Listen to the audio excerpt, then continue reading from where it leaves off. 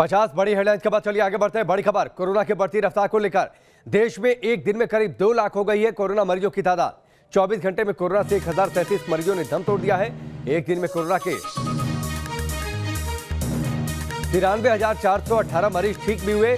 दिल्ली में एक दिन में कोरोना नई ऊंचाई पर है। 17,282 मामले सामने आ गए। दिल्ली में कोरोना से 24 घंटे में 104 मरीजों की मौत हुई है। तो लगातार कोरोना की बढ़ती रफ्तार ये शक पैदा कर रही है कि आखिरकार पीक कहां पर जाकर रुकेगा। 5 तस्वीरें आपके सामने हैं। मुंबई, उत्तर प्रदेश, दिल्ली और राजस्थान में कोरोना से हालात कैसे बुरे होते जा रहे हैं। एक दिन में करीब 2 लाख मामले सामने आ गए। मुंबई में स्थिति लगातार बुरी है और देश के सबसे बड़े सूबे में भी डर से दुकानें बंद हो गई हैं। लखनऊ में दुकानदारों ने बड़े बाजारों में खुद से लॉकडाउन जैसी स्थिति कर दी है। महाराष्ट्र में 58,952 नए केस सामने आ गए। वहीं दिल्ली और राजस्थान के भी आंकड़े डरा रहे हैं। देश की राजधानी दिल्ली में कोरोना ने विकराल रूप ले लिया है। हालात यह है कि अब अस्पताल में लोगों को बेड तक नहीं मिल रहे। एक एक बेड पर 2-2 मरीजों का इलाज चल रहा है। सूरज अरोड़ा की इस रिपोर्ट को देखिए। राजधानी दिल्ली में जिन अस्पतालों को कोरोना के लिए निर्धारित किया गया था, उनमें एक अस्पताल जीटीबी अस्पताल है, जहां पर बाकायदा लंबी लंबी लाइनें लगी थीं। बड़ी संख्या में जो कोविड के पेशेंट थे वो यहां पहुंच रहे थे। लेकिन दिन चढ़ते ही इस वक्त आप चंद लोगों को देख सकते हैं आपस में आर्ग्यूमेंट करते हुए। जो सुरक्षाकर्मी हैं, गार्ड है, वहाँ पर मौजूद हैं। और माजरा ये समझ में आ रहा है, ये जो पता चल रहा है यहाँ पर, कि डॉक्टर्स की ऐसे समय में हड़ताल हो गई है। अब इसके पीछे वजह क्या है, कुछ लोग हैं जिनके पेशेंट अंदर हैं, उनसे जान लेते हैं। मैम, कौन है अंदर आपकी? मेरे फादर इन लॉ है अंदर, और ये रात से हड़ताल चल रही है। अभी तक इन्होंने कमरे में शिफ्ट नहीं किया है। अभी भी बोल रहे हैं कि अभी वेटिंग है, डॉक्टर नहीं है कोई अभी तक, ना उनको पानी ना चाय। जो हम थोड़ा अभी सुबह दे के आए हैं, वो रात से वो प्यासे हैं, भूखे हैं, और उनको कोई भी ट्रीटमेंट, ना ग्लूकोज ना कुछ। और जिसमें कि वो 60+ है। और एक साथ आप विश्वास नहीं मानोगे, मैंने फ़ोटो ली है, एक उस पर देखो आप बैठे हैं, मतलब एक बेड पे 2 जने कोविड वाले लेटे हैं। देखो कोविड वाले 2 लोग, ये देखिए। ये मैं कहूँगा जैनेंद्र से अपने विजय से कि ये तस्वीर देखें जो इन्होंने कैद की है अपने फ़ोन में। ये मेरे फादर इन लॉ। अच्छा, फादर इन लॉ हैं आप? ये रही मेरे फादर इन लॉ। ये देखिए, इनके साथ एक और कोविड पेशेंट लेटा है। मतलब एक बेड पे 2 लोग? देखिए, आप देखिए। क्या नाम क्या है आपका? हर्षा। और कहाँ से आए हैं, कहाँ के रहने वाले? पांडव नगर। पांडव नगर से यहाँ पहुँचे? हाँ जी। तो ये स्थिति आप देख सकते हैं कि कितनी दूर से। पांडव नगर करीब नहीं है, उसके आसपास कई और भी अस्पताल पड़ते हैं। मतलब अंदर जो सुविधा है या जिस तरह का अरेंजमेंट है, नहीं है वो वैसा नहीं है जैसे बताया जा रहा है कि डिस्टेंस है 1 मीटर 2। आपका भी पेशेंट है? हमारा पेशेंट कल ही का आया, लेकिन अभी तक खबर ये नहीं हुआ कौन सा वार्ड में, कहाँ पर है, कैसे है। मैं चारों तरफ घूमा है, वहाँ भी गए, वहाँ भी कोई नहीं बता रहा इस वार्ड में है, यहाँ पर है। अकली को भर्ती। कौन है आपके? हमारा बेटा है। कोविड बताया उनको? जी। कहाँ से आए हैं आप? मैं दिल्ली से आया हूँ, हर्ष बिहार से। हर्ष बिहार से? जी। तो ये कंफर्म हो गया, रिपोर्ट आ गई कि कोविड है उनको? ये अब तो इन्हीं की रिपोर्ट को मान रहे हैं सब, हमको क्या पता। ये तो जैसे कह दिए हम मान गए। हम तो डॉक्टर है नहीं, पढ़े लिखे। कितनी उम्र है बेटे की? 30 साल के साथ। एक बार भी कोई खबर नहीं दे रहा। तो लड़का इस वार्ड में है, चाहे कुशल है, चाहे मंगल है, चाहे फ़ोन पे थोड़ा बात करा दे, कुछ भी फ़ोन पे भी बात नहीं हो पा रही है? नहीं, एक नंबर भी दिए, काम नहीं कर रहा। कब एडमिट कराया था? कल 9 बजे के आसपास, रात को 9 बजे। जी। कोई खबर नहीं।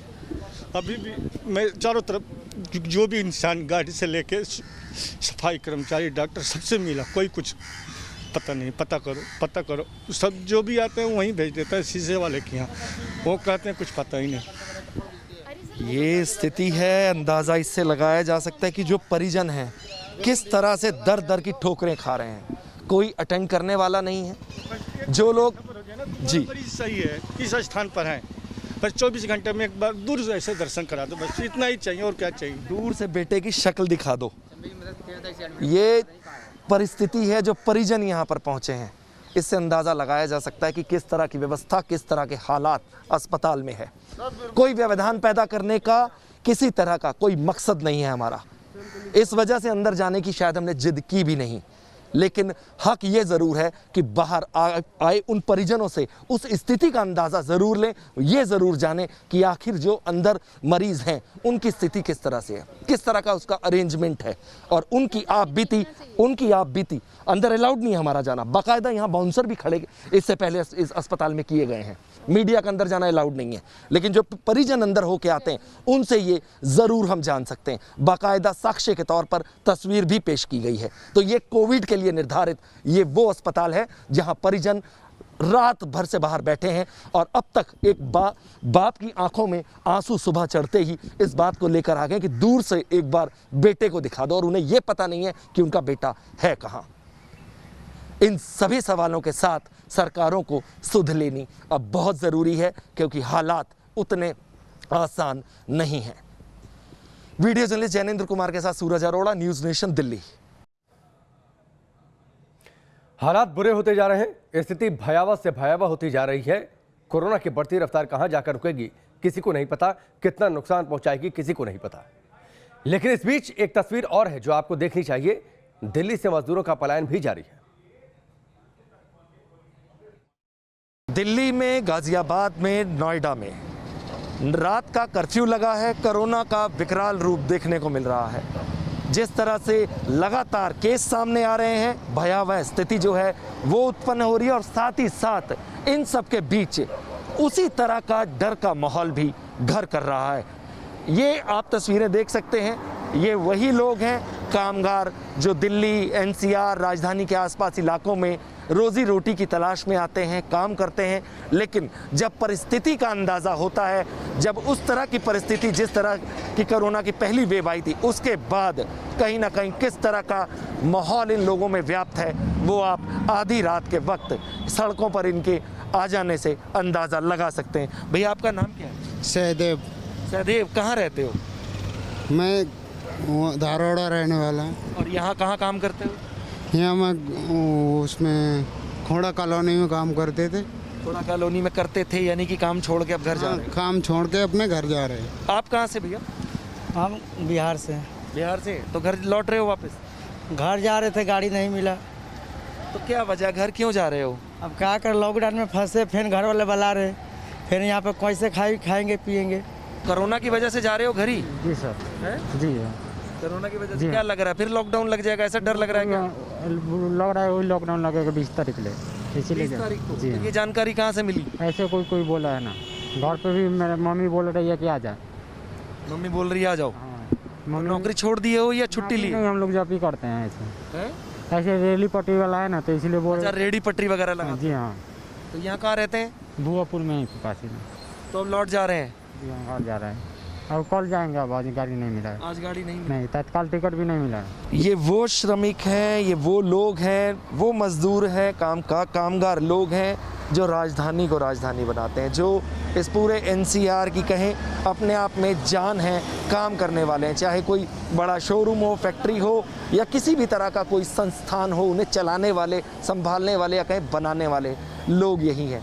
और ये लोग एक बार फिर सड़कों पर हैं। डर का माहौल है, आधी रात का वक्त है। अलग अलग कयास हैं कि 20 तारीख को लॉकडाउन लग जाएगा, और किसी की कहानी अलग है कि 22,000 रुपये जब किराया पिछले लॉकडाउन बन गया वो नहीं चुका पाए, और अब उतनी हिम्मत बाकी बची नहीं है। उसी तरह का माहौल एक बार फिर दिल्ली एनसीआर में दिखाई देने लगा है। वीडियो जर्नलिस्ट जैनेंद्र कुमार के साथ सूरज अरोड़ा, न्यूज़ नेशन, दिल्ली।